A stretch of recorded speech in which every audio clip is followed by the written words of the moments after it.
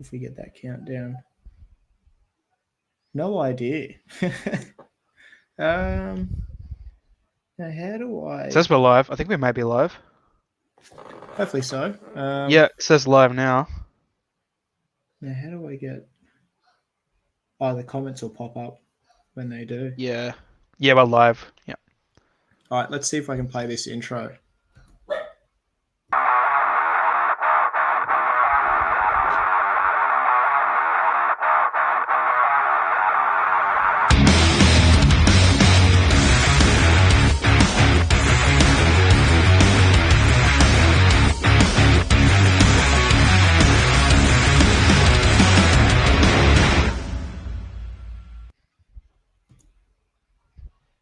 All right, now what have I done? That ain't right. All Yeah. right, well, hopefully we are live. I think we've got a couple of viewers in the house already, so that's a good sign. So, yeah, welcome everyone to the Kent Farm podcast. We've got we're a bit clueless today because he's clueless off and got married. Great movie, by the way, Clueless. And yeah, so we'll be driving, so there may be some technical faults at time. Tony's meant to join us, but I'm sure he'll pop in later. But yeah, I'm John, as most of you will probably know by now. We've got Ash with us tonight. How are you, mate? Hey man, good. Good to be back. I missed last week, so it's good to be back. Yeah, yeah. Well, it's been a pretty. I think last week was very into the number of articles that came out. I think it was Bray Fisher's Vanity Fair. I can't remember. It was Vanity Fair or Variety. I always get mixed up between the two. But no, actually, that one was Hollywood Reporter. Yeah. And then what? Straight into Chris Terrio, and we dished out Very on some of juicy. the Fabian Wagner stuff. But a bit of movement this week. So yeah, probably a lot to cover in the hour we've got, but we might as well get started because I'm sure people are trying to figure out. They might have some questions. Now, I don't know if the comments I'm getting are the private chat or the external chat. So if anyone's out there, feel free to throw something in the chat to know so we know what's actually going on. But first off, to kick off, we had a second or a proper Army of the Dead trailer. Stream bot running. Okay, so we've got something. Army of the Dead trailer. So Ash, did you get a chance to watch this one? I And what were did. your overall thoughts? Honestly, so I wouldn't say I'm a massive like zombie fanatic. I mean, like probably the last real good zombie movie that I've seen was probably I Am Legend, so that's probably saying a lot. But honestly, I am really, really intrigued. I mean, obviously, the investment's all there because of Zach. Hey, Tony. Hello. What's going on, Tony's in the house. Yeah, just show Army of the Dead. Fashionably Yeah, late. we're just talking Army of the Dead trailer. So Ash, we'll go through it individually, but just seeing what Ash's thoughts were on it. Yeah, so look, I really loved it. Honestly, Zach, with these beautiful visuals, did not disappoint in any way. Very, very intrigued. Obviously, massive wrestling fan, big fan of old mate Dave Batista. I'm sure you've got a lot to say about that, John, given recent events that we'll get into a bit later on. But yeah, look, really intrigued, but far out. That zombie tiger, that's like that was the standout. I just loved that in the trailer when that guy's like, "That's a zombie tiger. That's crossing a line." I was like, "Yep." I'm very, very keen for this. I think it's May 21st, I believe. So pretty much nearly less than a month, or just over a month now. And they obviously do have some selected theaters playing them in the States. I don't know if anything's been announced for Australia yet. I've tweeted at both event and the other joint Hoyts or whatnot. But they never really sort of say anything. But fingers crossed, it would be good to go for a ride in the local theaters. What about you, Tony? What were your thoughts? Oh, yeah, just you can really see that kind of consistency with that dream lens, that 50 mil that he's been shooting on, because it's just such a little ode to the little nightmare scenes from the reshoots that we got. I loved it. Like just the whole focal length kind of it just felt really like an intimate kind of movie within such a large scale kind of thing. And you saw it, like the CGI. This is what happens when you give a man enough time to work on something, like the helicopter scene, the big crowds, just the close-ups of how it kind of goes out of focus, and then you see the Queen's face in focus. I just feel like for all my disappointments of not getting that World War Z sequel, I feel like this is just going to be everything that I wished I got plus more, Yeah. because it's going to be a consistent, like just a story that hasn't been meddled with. And when this is actually going to be the first one that hasn't had any studio interference to begin with, so I'm interested, man. It's got a cool whole backstory. He mentioned how his two main guys, Richard Citrone and the other fella, I can't remember his name, sorry, but he stood in for a lot of Cavill's work. They're the two main zombies. So for a role that's so physical, there's really no better other choice. These guys are built for this, and it's consistently Zach putting people in places to shine that just have so much natural physical talent, you know. It's probably a bit of a teaser as to what, like, I was just watching this trailer and you're just thinking, what even is this movie? Like, there's so much going on. And, you know, Richard Citrone obviously famously did a lot of the warehouse fight scene in BVS. So these are not the Walking Dead zombies. And I think that was shown in, there's a brief snippet of Batista fighting one with a knife, and it's literally just dodging him.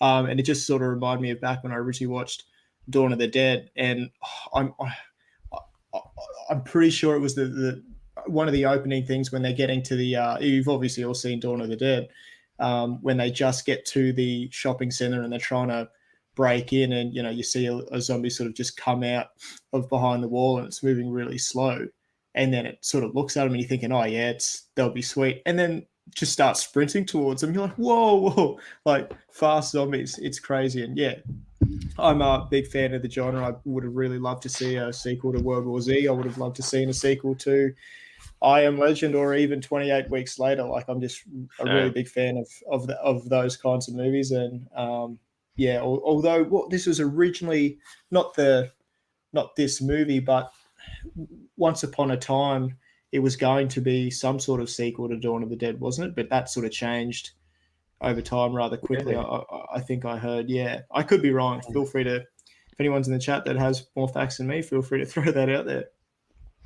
One thing that I will say that I do enjoy about the way this is being pitched to us is the fact that over the weekend, hearing talk about kind of genre tropes and kind of deconstructing what it is to be almost like a cliche. What things are you expecting to see within zombie movies, and just flipping those things on their head. So, one of my favorite movies is From Dusk Till Dawn, Tarantino movie. And it starts off almost like not a heist movie, but kind of like two criminals, like just stopping over somewhere. And then the whole genre kind of changes into something completely different. So it feels very Tarantino-esque in the way that it kind of transitions from one thing into another. I feel I probably would have wished to have known a little bit less about. I really wish that the zombies being so civilized and organized was a surprise. That would have blown my mind. But I don't know. What do you guys think? Man, really keen on it, because obviously these zombies aren't dumb. They're clearly, and I love that Zach's, said there is an outright hierarchy. I'm very keen to see Zeus and his queen Athena. I think it was Athena, wasn't it? I think Athena is the queen's name. Yeah. Yeah. So I am, just to see like this whole like idea of like there's hierarchy with these zombies. Like they're not just literally, they're not like zombies, just like wandering around with like no purpose. Like there is intelligence, there is purpose behind what they're doing. And I think I'm very keen to see Zach kind of do, like what we've all seen him do in the past, when it comes to, making villains, somewhat, I guess, not so much probably relatable in this context, but somewhat understandable. And you kind of get like where they're coming from and the sense of the order and the hierarchy. So I'm very keen to see like how Zach kind of tackles like different sides. Yeah. If he makes zombies relatable and like those kinds of villains that you kind of empathize for, I'll be shocked. Like I want to know why why there are worker ants and why there's two, the king and queen. I want to know how there's a hierarchy amongst the dead. That's really interesting. You kind of saw that kind of dynamic within, Darkseid and his kind of minions, and how the parademons have a little hierarchy as well. I just kind of want to see him build out the world, because obviously this isn't the end. It's prequel that we're going to get animated, probably a sequel.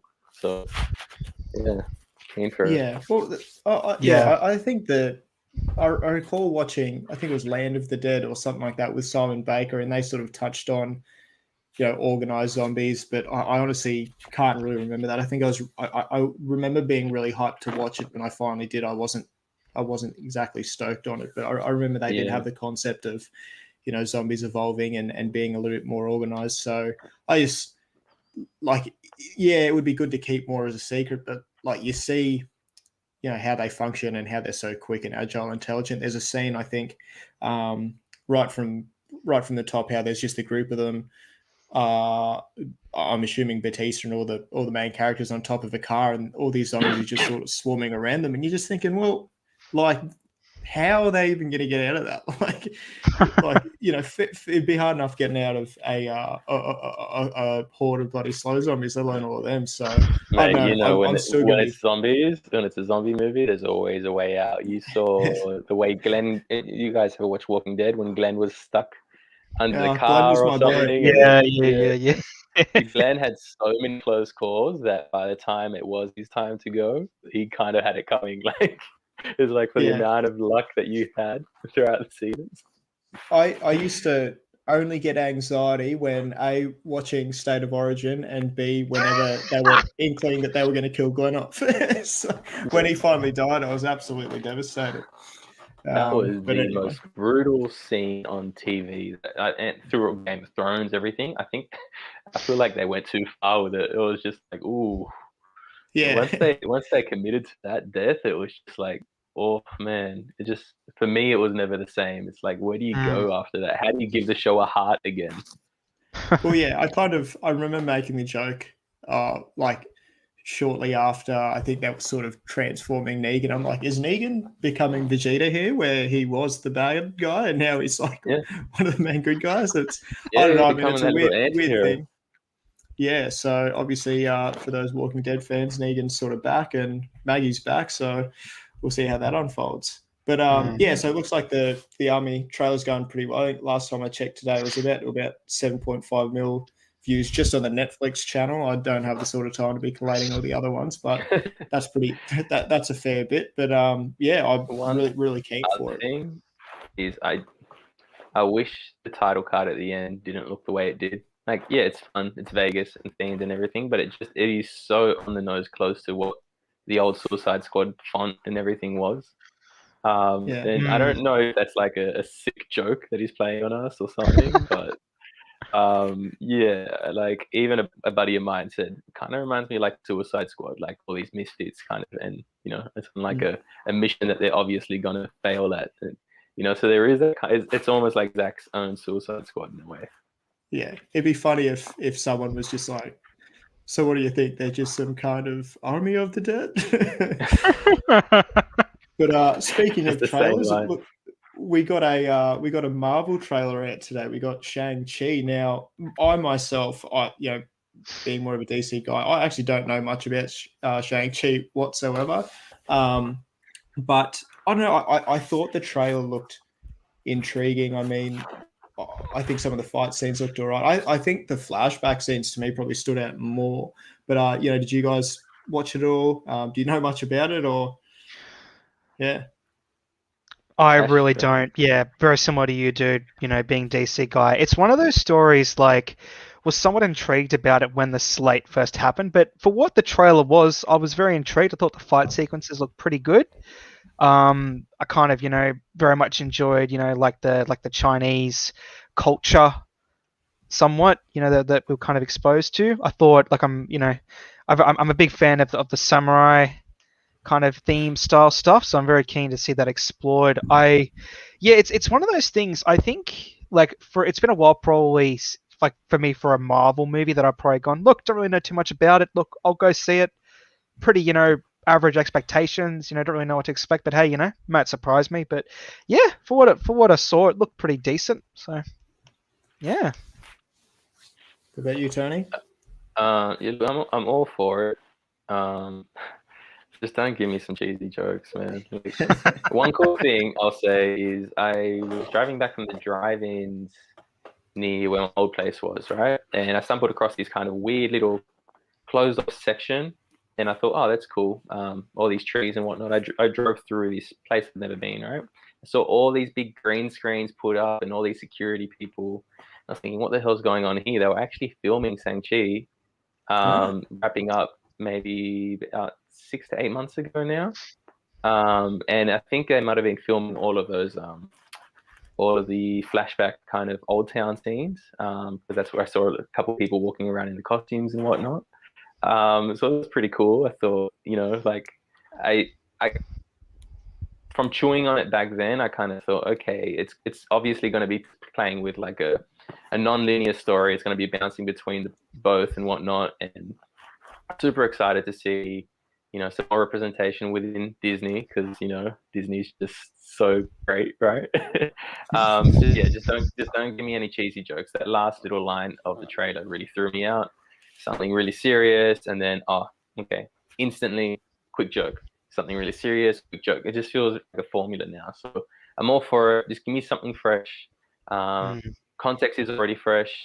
The cast already, like, as far as I'm concerned, unknown actor. So that feels fresh. Just don't give me the same old storyline. Yeah, definitely. And I'm still a little bit in that hangover of Endgame, like I was saying about Crisis on Infinite Earths. Like, there's got to be something that's going to keep me to it. But like, I guess I'm pretty heavily invested into it. I've seen all the movies, and it's just a juggernaut that keeps on rolling through. I think as I check this Arvo, just on the Marvel YouTube, they're already about 8 million views too. So obviously there's still a big interest there. And it's crazy that when you hear Zach spoke about wanting to do a Chinese/Asian led Atom movie, back from 2017, just thinking an alternate universe. Warner Brothers is leading that, but obviously they want to go in a all different the bones direction. All the bones are there. Yeah, so well, moving on from that, looks like we got a bit of a flash teaser today from Andy Muschietti, or however you sort of say his name. Had a bit of a tease of the symbol and a bit of score there. Did you guys get to see it? What were your thoughts there? Look, missed opportunity with the theme. I think it sounds too much like the TV show theme. It's one of those things. Look, for what it was, I think it was pretty good. I dig the logo. I mean, it hasn't really changed much, and the little DC thing at the top. But the music, I think the biggest question I really honestly think I have going into this, I just want to know what the heck in terms of continuity it is. Like, I think I saw someone in the Aussie chat today go, are they seriously basing this off Flash doing the creepy Kushevsky? Is that literally what this movie is based on, or is this based off, the Flash and Zack's Justice League, without going down too much of a rabbit hole? Because the obvious Iris West actress, not in Justice League, she's in Zack's Justice League. And I sincerely doubt that Affleck is seriously coming back to play off, his Bruce's arc from Justice League versus, Zack's Justice League, if that makes sense. So I feel like those are the questions, and weirdly enough, that I just find those are the questions that I'm kind of find myself, wondering and asking, more than actually, the other things that are going to be going on in this movie in terms of the multiverse setup with Keaton's, Batman and Supergirl and all that. So I don't know. What do you guys reckon? I don't know if you kind of want to play off that, Tony, but yeah, I just find myself wondering a lot about that one versus maybe like the main plot. Yeah, I mean, I've got to kind of take myself out of it every time I start getting a little bit too heated and take the what I want out of this film, out of the question. And do I think it's going to be a coherent film that lives up to expectations for one set of fandom, one or the other? Because you know where I am in terms of that. Look, I feel like Ezra worked a long time trying to get a script going for this. He even, gave it a punt on his own accord, tried writing something up with Grant Morrison, and, there was the Rick Famuyiwa script that we never got to see. So many rewrites. Look, I don't. Yeah, it would have been cool to see Junkie's kind of theme there, but you know what? Let's not get ahead of ourselves. More than anything, it's. I really don't know what to expect. I hope it's not a waste of time and getting our hopes up for just a big storyline that just doesn't make sense, that doesn't really pull at any heartstrings, because Flash's father was such a big part of Justice League that just recast him and then try and re-establish a connection and everything. You're asking us a lot to just put everything that we just saw aside and then just jump on board to something else, win me over kind of thing. Show me something that's gonna, and it's not going to be through nostalgia. It's not going to be through seeing Keaton. If it's got nothing to do with Zack's storyline, okay, fair enough. It's the Flash. He can be told in other multiverses. Just give me something that I can actually sink my teeth into and care about, because it's going to be hard to top that ending, that last little scene of Flash.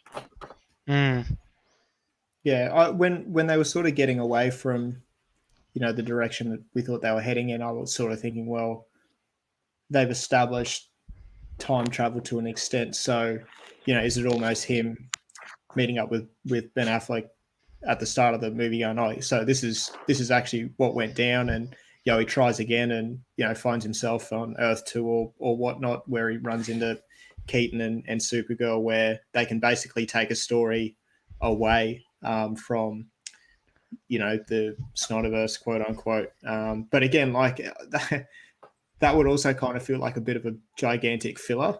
But I mean, I'm here for it. Like, I'm here for the visuals. I didn't mind the It movies. I haven't seen much of Ennio Muschietti's other sort of films, so he seems like to be a bit of a fan of the character himself. And like you were saying before, Tony, Ezra has been pretty active in this whole thing, so I like to think that Warner Brothers were really keen to keep him, and as a result, he probably had a bit of a say. We don't know how much, but he obviously would have had some input to how this movie was going if they were prepared to let those the sort of team duo directors walk in favor of him, even though they didn't go with the Morrison script. But yeah, there's a lot of care and reverence put into it, so you'd expect it to be. But then again, look, I can't say anything about the reshoots and what they were forced to do. I just feel like, you fought this long, and it's not like Ezra didn't have a little bit of controversy going into this, the whole clips that came out and all that kind of silly nonsense. But, they fought to keep him. They're not so much concerned. I don't think they're so much concerned with destroying what's come before. I think they just want to kind of ignore it and move on into more stories. And I'm not completely against telling more stories, just kind of pay respects to it. Hope Ray gets more than a cameo. We'll see what happens. Yeah, it's interesting as well. Yeah, because the whole thing with Muschietti is that he's pretty much said not too long ago the idea that it restarts everything, but it doesn't forget anything. So I find that very interesting, like going into that, when he's gone on record to say that. Yeah, no, 100%. I think the key is, and there was a lot of negativity sort of circling around, for the sake of it. What was it, a 12-second clip with a little bit of music? So I reckon let's just hold off judgment and see how it goes. There's still that tie-in with Ezra there. And I think we're under no illusions that Billy Crudup would have been there if the schedules aligned, but it just wasn't to be. So, we'll see. I'll still watch it. I'm not going to jump on the boycott bandwagon, so I'll go check it out in theaters when it comes out next year. And I guess a lot of news will be coming out of that over the next couple of months. We'll see, and hopefully Ray can come to terms with everyone, and he can film what he needs to film before it's too late. I got one kind of thing I just want to throw out there that's just kind of lingering, and I just don't know how it plays out. It's the fact that we've heard there exactly there are more questions than answers, and one question that I have, for example, is we heard that they only wanted to pay Ray for a cameo appearance when it was a 2-week shoot, right? And it's not like they're lacking in money in terms of getting someone like Keaton involved or Affleck to come back for this. For Affleck to come back in a thing that's not going to be even touched by Zach or anything, when it was just such a big part of him actually coming back for reshoots. Either they're paying him a lot or something's going on. So, like if money's not a factor, like there's got to be some other things in the works. I just don't see. I agree. I just don't see Affleck doing it for a paycheck. I think he's reached that point where he's like, I'm just going to do what I want. I mean, it's Ben Affleck. He probably, could. I'm sure he's not short of any role. So to be like, oh, yeah, I'll come back for this, particularly when there's a chance that Justice League was his final appearance. Why would you sort of risk it if there wasn't something bigger at play? Yeah, and not to mention also like. Also, I was going to say, not to mention, like when he came back with the others for that additional photography, it seems at this point none of them were paid for it. I mean, look, maybe they were paid, but that's their business. But like that's speaks a lot about the loyalty that they have with Zach and the love of the character when done right. So, yeah, definitely. Well, we've got some other good news coming up. Zack Snyder's Justice League got a cheeky MTV Movie and TV Water nomination for best fight for the final act between the League and Steppenwolf. So I just wanted to go through the other nominations here. So I've seen most of them, but not all. So nomination 1, Birds of Prey final Funhouse fight. I actually didn't mind that. I thought it was okay. I actually preferred the prison fight though more. That actually pleasantly surprised me a bit more. So, but that's just my opinion. I don't know about you guys on that final fight. Yeah, now that you say it, that Harley Quinn throwdown in the middle of the movie was pretty sick, especially when like the cocaine bag kind of blows up and people's like it was kind of not what you expected. It's like, oh, they're actually going for it. The Funhouse kind of fight at the end. Lots of roller skating, lots of dancing, kind of lots of jokes thrown in there. I was kind of down more for like that little contained warehouse kind of scene. But, all things aside, I can say visually, Birds of Prey at least was really enjoyable. Yeah. Yep, definitely. What about you, Ash? Yeah, definitely definitely really quite enjoyed Birds of Prey, and I did like the end of the fight. Hey, there he Dexter, is. what up? The man himself. All rested up from Justice Con. Yeah, but yeah, I think it's one of those things. Like we're all Snyder fans here. I know I'm a big Snyder fan for his fights. I can't speak. I can speak of very few fights that I think for me can outdo a Zack Snyder shot fight sequence from his movies. Yeah. But I did very much like the Birds of Prey end fight sequence for the same reason as you guys. I think my favorite moment of the final fight in Birds of Prey was the canary cry. I was like, just give me 30 minutes of her just screaming. Well, second on the nominations list was Cobra Kai. Now, I actually haven't seen Cobra Kai. Have you guys been watching that or? No, my whole family is just like, because growing up watching Daniel-san, wax on, wax off. Yeah. It's a big throwback, and for a long time I saw that there is a certain level of cheese involved that you have to kind of get past. But from what I've heard from hearing like Dave review it on his channel, on the Film Junkie channel, it's kind of done in a respectful manner where like flashbacks are utilized in the right way, where montages kind of get you all hyped up. And if you can get around that little bit of cheesy dialogue here and there, because it did start off as a YouTube kind of funded kind of thing. So who knows if it was because of the funding, the writing. I don't know personally. I will give it a go. I know it's a big time investment to get through all the seasons and whatnot, but I have heard good things. Yeah, well, it originated a long time ago too, wasn't it? Like a YouTube thing, and then Netflix picked it up or something. I don't know. It's been around for a lot longer, and then it really picked up traction when it came to Netflix. What about you, Ash? Have you seen much of it? Unfortunately, I haven't. I got to get onto it. Seeing all this buzz, so sorry guys, a bit cut out with the conversation. There's just so much content going on. I've just started to catch up on bloody Invincible. So it's the biggest challenge. Yeah. There's so much on. Was from it might have been towards the back end of the season of The Boys, where Starlight, Queen Maeve, and Kimiko fought Stormfront, which I thought was actually pretty cool. I thought they would have probably taken her pretty easily. But yeah, Beat the obviously shit put up out a of good her, fight there. Yeah. And that was great. pretty good, particularly for, you know, I don't know what sort of budget the what is it the boys are playing with, but I think it was really, really good, and you know, I think that's a pretty worthy nomination right there. Man, it's got that Amazon money. Like they do what they want. They do what they want. Yeah, 460 mil for Lord of the Rings. Yeah, exactly. Yeah. Yeah. Mate, thanks for tuning in. We'll see you here soon, huh? Soon, man. Yeah, we'll have to do it in our kick-on session. So thanks for dropping around, mate, and hopefully you're rested up from Justice Con on the weekend.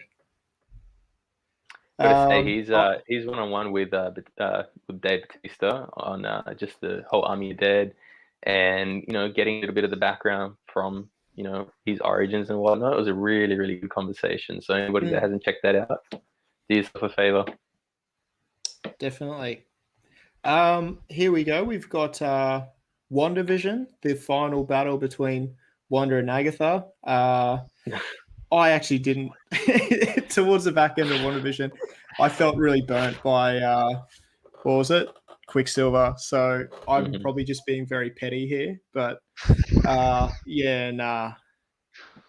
Also, like fucking seeing Vision trying to choke himself. Like, come on, like.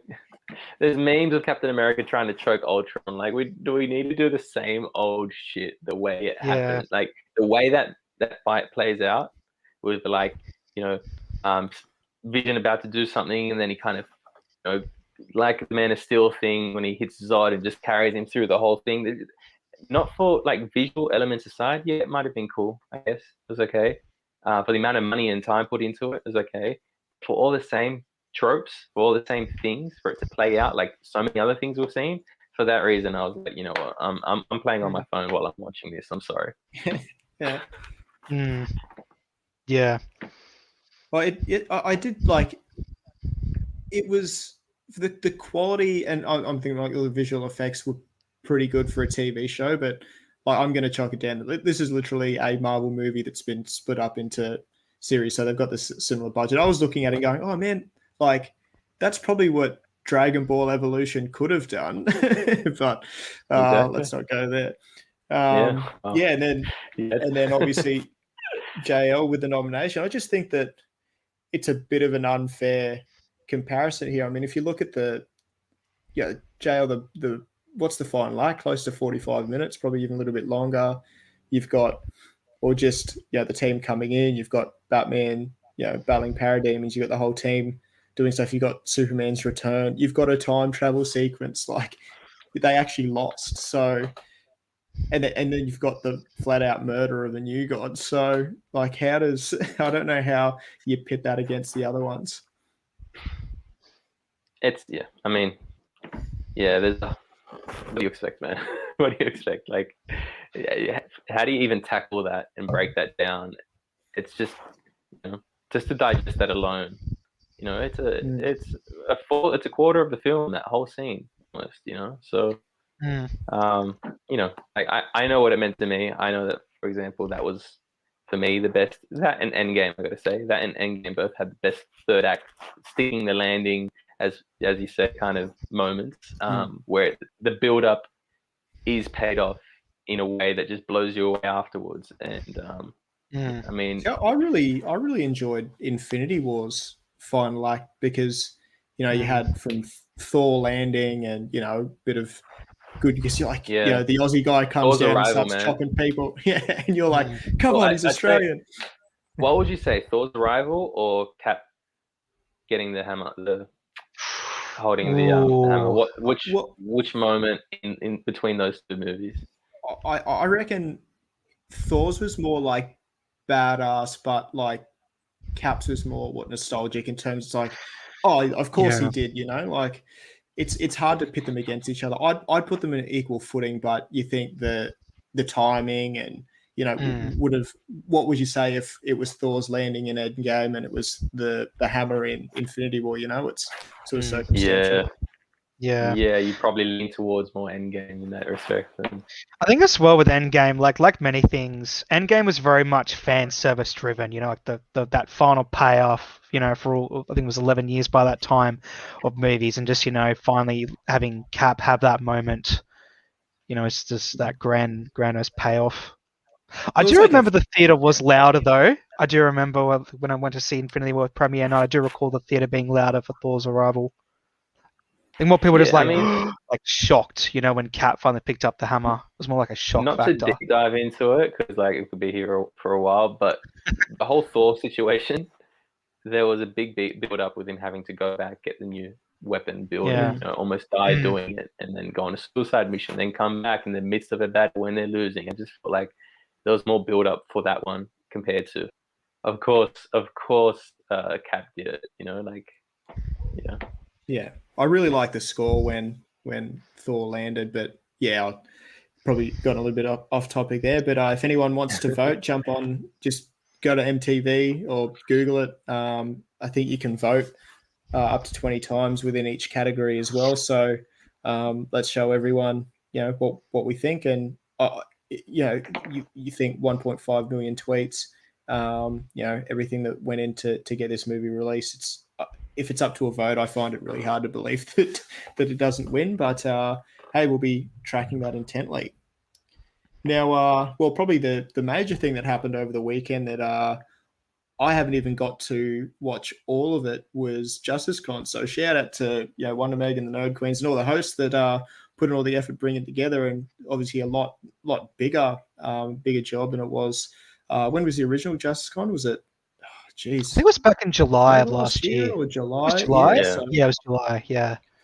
So it was great. I think I've probably only seen about maybe 4 or so panels, but I might have sort of start from the top and go through each one, and we can sort of chat about if we watched it and what we got out of it. So day one, I didn't get to any of the workshops or anything, but there's a few ones I want to watch there, like the like there's a fan edit, like one of just fans editing sort of certain things that look pretty cool. So I'll put that on the watch list. Did you guys see much of day one? No, I don't. I mean, I was just copying whatever was popping up on the feed. Like if there was something that was being talked about on Twitter at the time where people were live tweeting, then I would like jump in. But no, I didn't see that. Did Gaza have any of them fan edits involved? I'm not too sure. You'd like to think he would have, but I'll have to revisit and have a bit of a look. Ash, you get much of day one? I didn't see day one, but I am keen. I think I saw a Nightmare Joker art one, which I'm very keen to see. I think some fans may have gone a bit nuts with drawing up some of those cool concept designs, so we'll definitely check that out. Yeah. Well, straight into day two, we had Ray Porter. Good old Ray doing the rounds like he always does. But did you get to see Ray? Yeah. Did you get to Tony? Just real quick. No, I didn't see Ray. I didn't see her. I saw Fisher, but not Porter. Yeah. Yeah, look, I actually was able to listen to Ray a few times. I'm in audio format because I love like hearing him chat about Darkseid and his other stuff. But yeah, look, honestly, I really found the Ray Porter one very insightful because I love how he talked a lot about obviously, his history of audiobooks. And one of the things that he actually finally had a chance to talk about, obviously, because before the movie came out, it was spoiler territory, but just really I loved. So apparently, what he went on record saying was he actually around the time of doing his voice, recording back in I think 2016, he really hadn't watched anything or read anything related to Darkseid, and which he actually went on record saying he's really glad he didn't because otherwise he would have been too scared of the comparison to say Justice League Animated Michael Ironside or all the other great voice actors and comic stories. And he's just talking about how, as of late and over the last few months, obviously, with all the fans asking questions, he himself has actually started, reading a lot more about the character. And it seems like he's keen to, kind of add with the new knowledge that he's got really from reading more about the character, incorporate that into his performance with, with what Zach's doing. And I just find that's pretty damn cool. A kind of, I'm not really some people. I can imagine some people may find that a bit weird that he didn't really read anything about the comics. But then again, that's kind of what old mate Heath Ledger did about Joker, right? And we all know how that went down. his performance. Maybe So maybe he's just preparing Yeah. for Justice League 2 now, reading all those comments. But funny that. points. But Yeah. don't want to put thoughts in Yeah. people's head.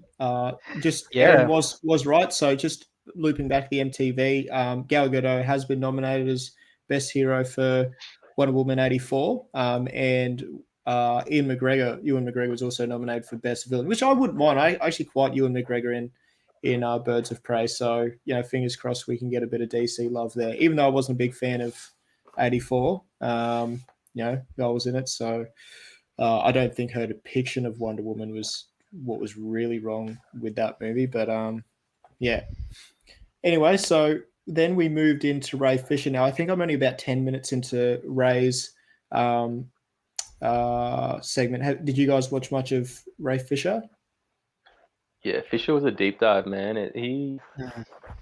I'm blown away, dude. Like, the guy just seems like such an intellectual when he speaks. Like, you hear him speak, the energy that he conveys, the way he holds himself.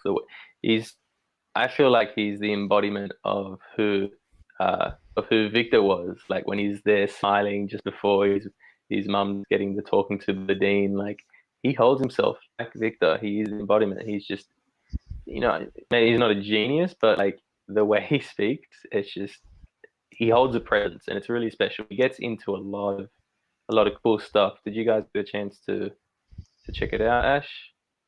I had a bit of a skim listen over it. I 100% agree. Like, I think Ray, very, seemed like a very grounded, nice guy. I really was fascinated by, what he was talking about in terms of, like, when he was first talking to Zach about, what they want us to do with the character. And I mean, obviously, after seeing his performance in Zach's Justice League, it just so much makes sense in terms of the effort and, why he was so gutted, with what happened with the reshoots. Like, a lot of it just makes so much more sense. But yeah, but I will tell you though, I really was very keen listening on what he was talking about with the whole WB stuff, with the whole accountability. And, he's gone on record, like, he wants some accountability. He doesn't, want to like have the whole studio, come and go, oh, I'm so sorry, but he wants some accountability. I think it's clear Yeah, at this point, like, a lot of it's ego. It's clearly ego with what's going on. He distinguished the difference between an apology for the situation and an apology for your part and your involvement within it. Like, he really broke down what the differences were, and he's like, look, all I'm asking for is, just the acknowledgement that it sucked, and they are sorry for their part that they played within because like, if you try to actively bury something, you're involved with it, and you played a part in it. You kind of enabled it to happen. So, like, the way he kind of broke that down, it's just, it's understanding the weight of your words and how you kind of, the words you say, it's like, be specific, because it's, there's a lot of people that would benefit, and they could start the healing process and things could start flourishing again. No one's not willing to come to the table. Everyone's a team member. Look, if Warner Brothers is playing this hard just to keep everything under wraps and the team safe, like, they're willing to keep this team safe and flourish and help each other grow. It's just like being on that side of the fence. And it's like, once there's an acknowledgement and that stuff's put to bed, and proper things are dealt with, and power shifts, and people are like restructured however it may be, I'm sure that some good things could happen. What I found really cool about the whole chat was he got into the drama within the movie, how everything wasn't for nothing in terms of sorry, for example, the way Victor turns to Silas when they have that last little moment of recognition, and he gives him the nod when he sees him walking to the team. It was like that kind of acknowledgement, like, oh wow, my son is in the right place. Like, I know there's an understanding here, and now we could probably start to heal. The way that he turns, and it's not the mechanical side of him, it's the human side of him, where he's able to actually see within his eye that, look, that's my son, and that's him within his place. He's found it here. There's things like that even though on camera it was a little bit awkward for him to turn back and show his face properly, these things were kind of thought about, and that's how much love and effort Terrio and Zach and all the people involved put into this. It's like, it's not only in the moments where they say a cheesy line to pay something off. It's in the moment that it's acted. It's like you feel there's so much even in 30 years' time, you can look back on this, remaster it, upgrade it however you like, VFX and everything. But those little moments of unspoken dialogue between the members, that's what I feel I gained the most. Like, that was the most special part about everything. Absolutely. That's a good one. I'll definitely have to finish that one off throughout the week. Yeah, like I said, about 10 minutes into it. And yeah, I think it was Chris Wong who was interviewing him. So yeah, Chris was really cool trying to get Chris. Yeah, he actually went to like, so info. tell me about the variety stuff. It's like, well, Yeah, He really tried to push him, didn't he? but the flow of good the on him. convo wasn't there. It was like Chris was there to gain some insight there. So That's why Chris is Ray so was good, 'cause invited. He's done a lot of he's videos on still the like a Ray bit of a Fisher stuff. fanboy. So Yeah. I've Chris got to done a know lot of videos. with Ray Porter as well. I think he was saying that he'd love to voice Optimus Prime in a movie, which would be awesome. So Pretty cool. Let's hopefully that happens one day. But then we went into Joe Manganiello or Manganiello, however you want to say it. And who was he talking to? He was talking to Dave. Did you get much of Joe? No, I got the kind of news and clips that came out of it, which is exciting. But no, I didn't listen to that one yet. I did manage to listen to obviously the obvious the Deathstroke stuff, and was really intrigued by what he talked about, especially in regards to what the original plans were for the Deathstroke series. I think I was thinking about this before. I think it was supposed to be based off the Raid, I think, wasn't it? It was like or Heist. Yeah, same or director. Same director. That did the Raid. Yeah. And I just think, it just seems like there was, honestly, back then, there was just so much thought into, Zach's arc and the spin-offs, man. And I just thought, based on what, Joe talked about with, what we could have gotten or what we hoped to be getting sooner rather than later, with the Deathstroke, backstory and tie into the Affleck series, honestly, just sounds freaking incredible.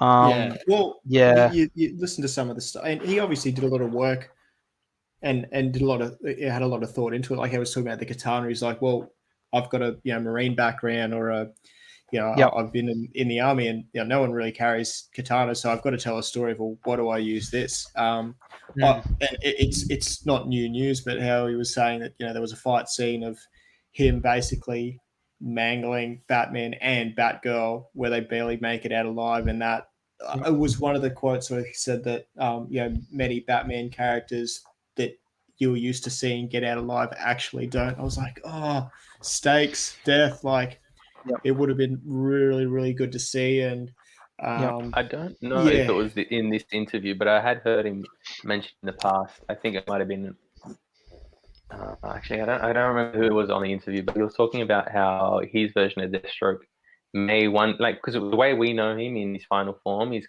got the regeneration kind of health kind of factor. He's just as skilled, and he's got ultra super strength or whatnot. The fact that he wanted his version to be a little bit more grounded, to not have any powers, and then to one day, if he's got to take on the league, go to Lex and be like, okay, juice me up, give me what I need to be able to take on the whole league. But the fact that if this was probably your origin story of him, and it's going to be a really self-contained Raid-esque kind of movie where it's very intimate warehouse kind of action, physical kind of things, for him to still beat the shit out of Batman and just, not have anything special about it. They're just both, one set of circumstances set Batman on one course, and then Joe, his set of circumstances set him on another because the death of his son, I think, is what set everything off. The fact that he's got no juice going on, and he still has that kind of presence and that one up on Batman, it just would have been fucking unreal. Batman somehow responsible for his son's death. It kind of sounds like a bit of a storyline in Titans, but we won't go there. So then we rolled into Harry Lennox. I didn't see any of Harry yet. That's still on the to-do list. Do you guys? I didn't get a chance to see Harry yet. And no, I feel like any info that Harry's had lately, because I saw him on Lightcast with the kind of final scene kind of thing, and then I saw him on Dave's channel as well. I got to ask him a question and whatnot. I feel like he wasn't probably going to bring anything new that I hadn't heard to the table. So I was like, okay, cool. Which ones am I actually more interested in seeing right now? Because they might offer up some info that I haven't heard yet. So yeah, love him, but no, I didn't see it. Look who's come to town. G'day, Marty. What's up? I'm going to butcher this name, but Patrick, I don't know, Tatapoulos or something. Is he the Harley Quinn? Is he involved in that, or I can't, or I'm thinking someone else. I missed this one completely. So I might just let that one go to the. All I know is he did do a sketch for the original BVS Batmobile. I know his name, and he did an incredible job. Oh, okay, Roddy. I'm thinking of maybe a different Patrick. So I don't know. I'll get there. My plan is to watch all of them. And then the big one. Things in sliced bread. And the big one being Zach with a little bit of a cameo from Chris Terrio there. So obviously, I got no doubt you guys watched that. Was there any sort of key takeouts from that one? Yeah, biggest one being probably Son of Sun, Night of Night. It was a good chat. It was a lot of kind of it seemed like they hadn't talked to each other in a while, and it was kind of like them catching up, and there was a good energy between them too. They kind of got into the naming of BVS and how it kind of rolled off the tongue better and whatnot, and a whole bunch of things. But actually, you go ahead and it might trigger a couple other things. I can't remember. Well, I liked how they were basically like Zach and Chris were like, "Fuck, call it whatever you want. We'll just actually make a good movie." Yeah. There's definitely a lot. I mean, I'll just talk about the BVS stuff real quick. Like, it was funny because it's clear the title, Batman v Superman: Dawn of Justice. You think about that in a mainstream setting, that is very much a marketing draw. Like, that's how you attract, like, you get the mainstream attention. That's like the classic on paper should make easily $1.52 billion. Like that to me, I always kind of saw it as that's a solid marketing thing. But I just kind of love how sass Zach was with the whole, do the title. I mean, we kind of did this movie that we probably weren't supposed to do anyway, right? So I kind of just love how Zach is kind of subtly sass about that kind of thing. Like, he kind of just takes what he can, and he just does like these other things that, to kind of fit his stuff with what he's got. I don't know. That you're not expecting. I think he kind of Exactly. did that in the sense with how he's like, nah, Dave shouldn't be Bane. That's too on the nose. Like anything, like he's always trying to mislead you, deconstruct. And it's like, that was very much the arc of these three films. Build someone up, deconstruct them, start again. And then you see that with Superman's arc where it's like, he's not who he needs to be yet. Then he becomes it. And then he dies. And then he comes back.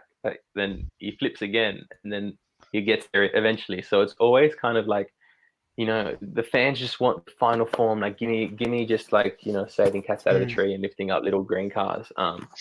He kind of expects you to, the way he kind of framed it, it's like, you're the artist. I want you to get me to the very edge. And I trust you to stick the landing, and it's like giving him the faith to kind of lead you on a journey that makes you feel something really crazy and then sticks the landing. So that was really cool. There he is. Marty's just come on board as the Invisible Man, so he's actually there. You just can't see him yet. I remember seeing a meme a couple of weeks ago how it was the line. I got up here how Lex Luthor is like black and blue, God versus man, day versus night. It's like, that was him just rattling off the list of potential names for the movies. I wouldn't have minded if they just had Dawn of Justice. Like, it could have gone either way. I think Justice League Rising, I think, was the other title I mentioned. I wouldn't have minded that. Yeah. What about you, Marty? Any thoughts on a preferred BVS name?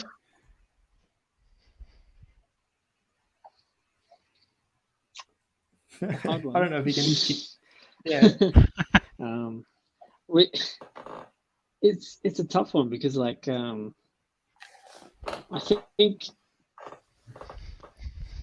think you have to have the word justice in there. That's in the title.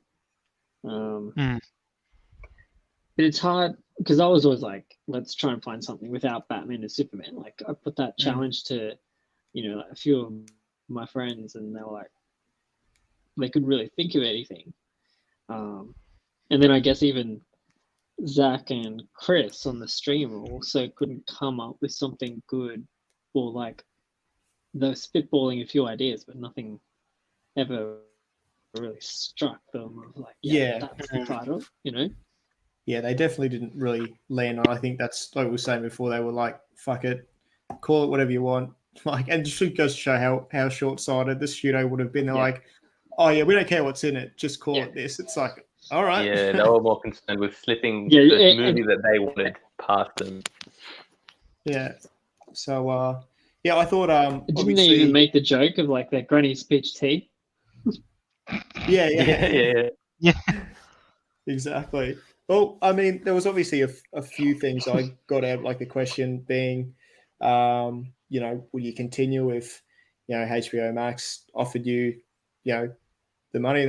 I still thought that was very cagey, but, Zach's not going to rule out just yet saying, no, I wouldn't come back or anything like that. So I think it's still firmly on the table.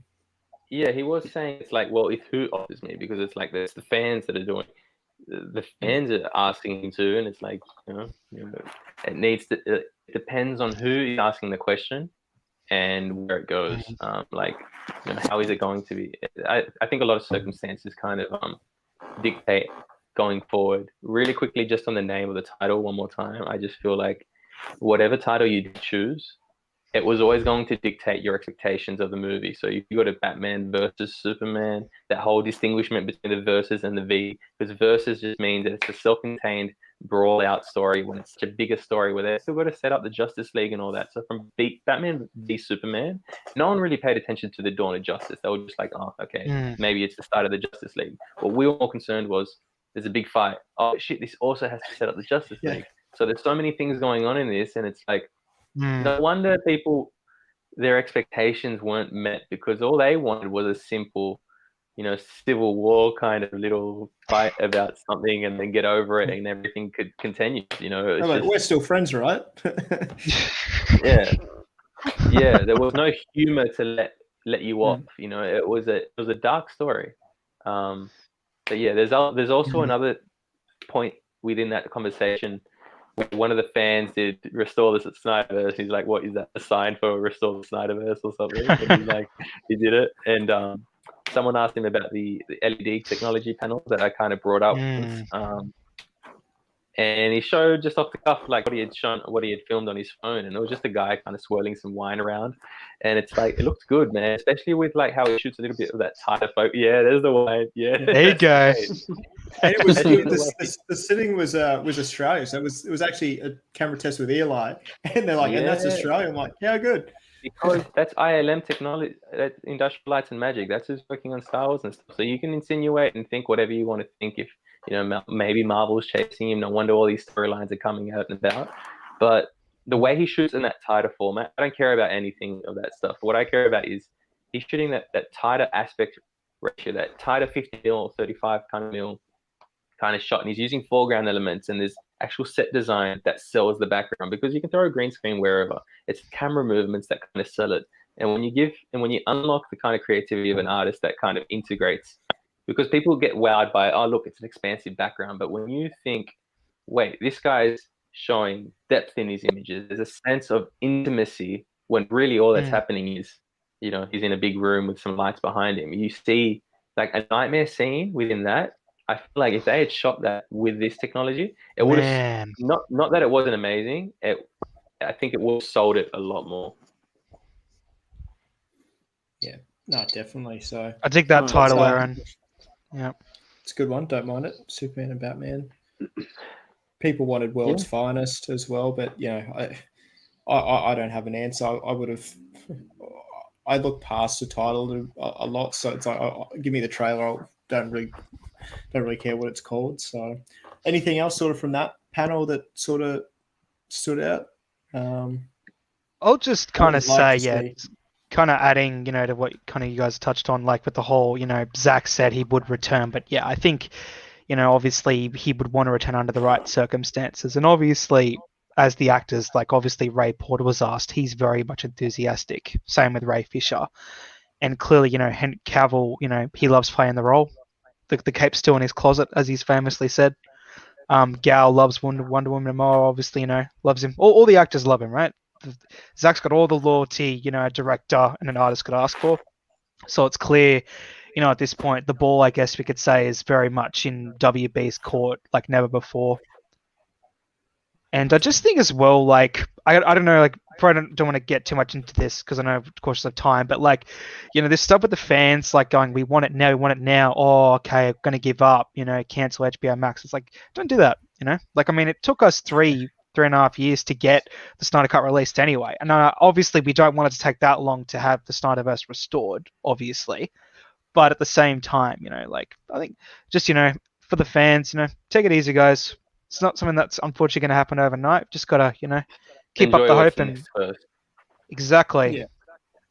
Yeah. And like I've been saying, I just wouldn't think there'd be any announcement until after Army of the Dead has at least room to breathe and get a bit of reception there. So if anything drops, I'm sure it wouldn't be Zach, and it would be Zach who would be announcing he did pay his respect when 84 was out. Didn't mention it. He's like, the Beast will, the marketing beast will kind of have its time and roll out and whatnot. And Justice League was what it was. Keep supporting it, in the background, but the focus is on now.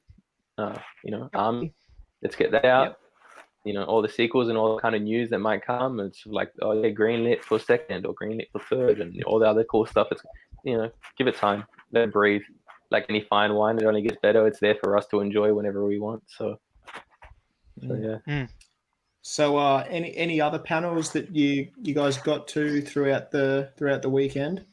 Jay Oliver, man. Yeah, that's on my to-do list as well. He went for about like nearly 2 hours, didn't he, or longer? Yeah, and he did not take a breath. And man. Like he's so sassy online too. So I'm like, oh, I really want to watch that. So yeah, I didn't get a chance. Any good key takeouts from Jay? Yeah, it was he kind of talked about what he would make if he had the opportunity, and like his experiences on set and being like, having the experience of working with Zach intimately and with his crew and all the things that they have to say about him as well. So that was cool. Then he talked about how, if once this kind of ran its course of his arc, whatever, then, how he thought they would have done a flashpoint just to kind of restart it all eventually. And so it was, he rattled off a lot. I'm just trying to kind of think quickly about what he did mention. But like the guys worked on like almost every animated thing that we've seen from DC, and he's had a part in the DC. I think one cool point he made was how he loves working with Zach specifically for the reason because he's worked on 52 iterations of these characters, of Flashpoint kind of esque, all same animation style. How they had this specific look of Superman with a collar and the eyebrows that were very specifically drawn with that little diagonal and all those kind of specific things. And what he loved about working with Zach was the fact that he would pull a Dark Knight Rises Batman from here, and then he'd get a Barry that's not the Barry from Infinite, where he's blonde and very held himself differently. It was like an adult. It's like, no, he'd pull one from here, and then he'd pull an Aquaman and make that original, and then pull all these kinds of things from all these different kinds. It's like bringing all your favorite comics together and understanding that this is Zach's version. This is his arc. Scott Snyder did his thing with Batman. It's his world. You buy into that world. So he loved the fact that he had the freedom to not be kind of struck down by a certain set of rules and the kind of, consistency, let's consistently kind of keep building out the characters that we've got. Just take everything that you want and create something really cool. It's a one-off. So that was cool. I really liked how, I don't know how definitive it was. It was like basically the final thing to potentially the Snyderverse was Barry having to reset the timeline in some capacity, because it's like, well, that's just being a team player, because you don't get the isn't Ben Affleck Batman? It's like no, like they reset it and like there's an answer to it. Like it's like Chris Nolan didn't do that. Like, thanks, Chris. Like, come on, be a team player, man. Yeah. Oh, looks like we've got a bit of fan from Dubai. How good? G'day, Will. Shout out, William. What's going on, man? Thanks for joining. Yeah. So, Ash, any other panels you get to throughout the weekend, or Marty? Did watch certain Army of the Dead Batista stream, which was pretty good. You want to talk about the Enosh Batista conversation, mate. You know. I mean, John, I think the floor's yours, Mr. Casual Celebrity. I did like how one of the questions to Zach was, people have been saying Kilowog. He was like, that's a great idea. And because I did get quite a few people going at me, going, oh, no, he has to be Bane. He has to be Bane. And Zach was like, oh, that's 2 on the nose. I'm like, yeah, that's what you get. So, and then, so for those that don't know, I got quote tweeted by one Dave Batista, or the artist formerly known as Batista or whatnot. So wasn't expecting that. So it was really good. And it was great to see that a lot of people were on board. It's known as Kilowog now. Yeah, potential Kilowog. And then, I know it was having a laugh about going, why am I always fan cast as like the ugly guy? It's like, well, no, I'm not saying you look like him. I'm just saying that, you're like really big. You've worked with Zach. Kilowog is clearly in this story, like, and that would just be awesome. So, but he's going to be Bane now by the sounds of it. It's some way. Well, look, I just don't like. We think he'd be perfect in a fan-made kind of movie. I don't want the whole Bryan Cranston situation where it's like, oh, look, just because he's a bald guy, he's a villain. He'd be the perfect Lex. Like, yeah, in one iteration or another, I'm sure he would have done a good job. That version of Walter White. But look, yes, he's got the physicality. Yes, he looks like him. But like Zach said, now it's got me kind of second guessing him. I don't think I want to see Batista as a villain. He's just got so much of that comedic kind of talent as well underneath that kind of hard rustled skin, and he can play drama really well. I don't want his face covered. I don't want a Tom Hardy kind of thing where you don't understand. And I don't think that's probably the best role that he shines as an actor. Yeah, he'd look great. Yeah, he'd be like really intellectually smart and kind of planning and stuff. But a lot of that kind of stuff can be done with CGI and the right training and the Hollywood diet of of that stuff. I'm sure the current Warner Brothers lot might be like, listen, you can be Bane, but we want you to recreate Batman. Is it Batman and Robin Bane? No, he's just like, it's like, but that's all you say. You don't have any lines. You just scream and shake stuff. It's like, would you take it? But he obviously so much more to it. Even Zach said, because I think in his Army of the Dead one, he had an idea for Bane in the DC universe, and Batista did mention about him wanting a role that he'd spoken to Zach about beforehand, taking the Army role, which was more serious. So I'm just wondering, was it like The Last Photograph or Fountainhead or something along one of those lines? Or look, we know Zach likes to work in tight little circles where he's like, how General Swanwick, what was his name again? Sorry, Harry Lennox. How he kind of auditioned for Dawn of the Dead, didn't get it, then called him back for this one, on the verge of quitting acting and whatnot. How many careers has this guy saved? What I'm really, really rooting for, I want Amari Hardwick and I want Batista both in the DC universe, battling out. Like, can you imagine Amari Hardwick with Batista, with The Rock, with Jason Momoa all on screen? Jesus, like, that's more testosterone than anything. It's just I don't think the world's ready for all that. It's like that era of 80s kind of action heroes. He's back, and it could be so sweet to have all those guys portraying these characters. Yeah. Well, some people thought that was it. So I'm trying to think who people thought was Green Lantern. It was obviously announced that it was Wayne T. Carr. Was it Omari that people were thinking, or? Yeah, he got casted a lot. But then you also saw he had the little Omega symbol on his pec in the little Easter egg on the. Wait, I think it's Amari. I'm sure that's his name. I just want to double check real quick. Yeah, from Power. Yeah, the dude killed it. Like, awesome. Yeah, just you never know. Yeah, dude, the guy's got chops. He can be put in a place where he can shine. And same with Batista. I want him to be in a role that he can actually shine. It obviously means a lot to him to be shown in that light. Yeah, definitely. Yeah, I that still, makes yeah. a big amount of sense, what William's saying right there. It's like these intimate stories of Black Label kind of deep dives. The Joker was incredible. Maybe the rewatchability isn't there, but like more of that. Give me more uncompromised stories that deep dive into the psyche of these characters, because that's when you get these kind of Oscar-winning roles. You got $1 billion for that. You know, it's not like it's not financially successful if you just give a director a bone. Give him Sketty the freedom to do whatever he wants. Give him a 4-hour cut, you know. So we got the platform to do it now. Why not?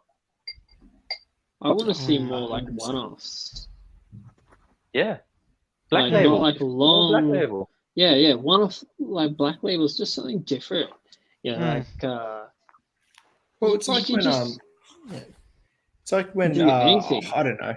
There's so many different strategies that have been spoken about over the past couple of years. Like there was that one where like, oh, DC live action is going to mimic what we see in the animated, where we're going to get 2 continuity films a year, and we're going to get 1 standalone. I think this is when Joker was coming out. It's like, well, that obviously didn't eventuate, but that This I is would have their been down with plan. that. Yeah. No, No. yeah, I'm plan. still holding up for a Harley and Joker, Leto and Margot. Like they're both incredible actors. You just saw what Leto could do if he's given a little bit of like 2-3 minutes of dialogue to actually chew on. Like it would have been incredible. I'm all for it. Like give me Joaquin doing his thing again. I don't know if he wants to do it. That's the thing. It's whatever serves their story, and I think there's a lot of story to tell across the board wherever they want to go. Just on the Leto stuff real quick, I don't know how you guys have found this when you talk to people around you about it, but it just seems like Leto, I still feel like, at least from the people I've spoken to, still cops a lot of shit for his Joker performance. And I kind of, when you think about it, he really hasn't had his, I guess you call it like Heath or Joaquin screen time. Like I think in the Snyder Cut, he definitely had a solid, quality scene with Affleck, but I just still kind of want to give the guy a chance. It just like I know, like the Heath comparison is just not going to stop. That's just the reality of the character of Joker. But I just I can't. I don't know. Like how have you guys found similar things when you've spoken to people? Yeah, I think the epilogue scene definitely showed what it could be, and it's like that was just awesome. But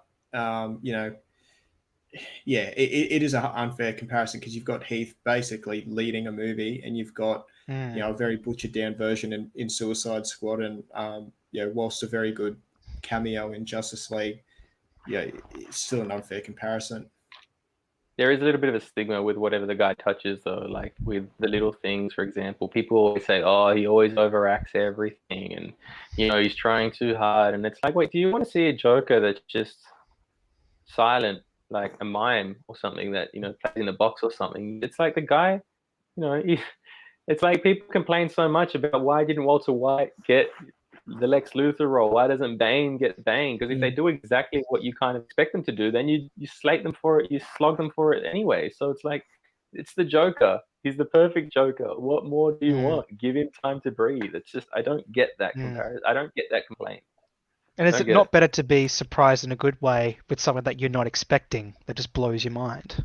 Yeah. Well, that's people one of don't know those what things. It's like I wasn't expecting that. Like, don't go in with just an expectation. Just take it in and judge it for what it is. So, well, I think that might be a good time to wrap it all up. Obviously, a pretty jam-packed episode there with a lot of stuff going on. So we don't normally have, I guess, that much stuff to go through, and I'm sure that we'll get some more bits coming out as a result as you watch some of the other panels. But if there's anything else that you guys wanted to touch on, I think might be a good one to hit the nail on the head and see what comes out next week. Final statement, Manterio. Take it away. Yeah. Man, it's been a busy week. It's like trying to keep up with things in life. It's just been Justice Con. It's been hectic. Like ever since the Snyder Cut came out, it's just been a whirlwind of stuff. But I'm very excited for Army. That's definitely the next step. If you want the Snyderverse restored, Army's a good place to start. Mm. supporting Definitely. that film, because if we can show that low budget post-apocalyptic film it is going to be a success, especially with all the talk about the volume. that's the pitch, I think. It is a nightmare movie, isn't it? It is like, if you think about, like a band of, mercenaries going through a post-apocalyptic world. That's the Impossible nightmare Mission. movie right there. An impossible Mm. mission Some against, kind of Suicide Squad. supernatural forces. Yeah, 100%. And he's testing volume. Then he's getting his pitch ready for if they give him a call, which at this stage it's not looking very likely. But I think a few heads have to get cut off of the Hydra before, Zach gets a look in at the stone. I think we'll get Army of the Dead numbers before we get Justice League ones, but Netflix don't normally release numbers anyway, do they? Like, that's just not part of what they do. But it'd be interesting to see if they actually had a bit of a there's obviously all these third parties collating stats, and it's like how do you compare stuff? But it'd be interesting to see what their influx is, because they've basically they've not only just bought a director, they've bought an entire fan base, Netflix. So and they're going to stay. So we'll see how we go. All right, awesome, fellas. Well, might sign us off there, and let's see if I can work this IT to play a bit of a outro.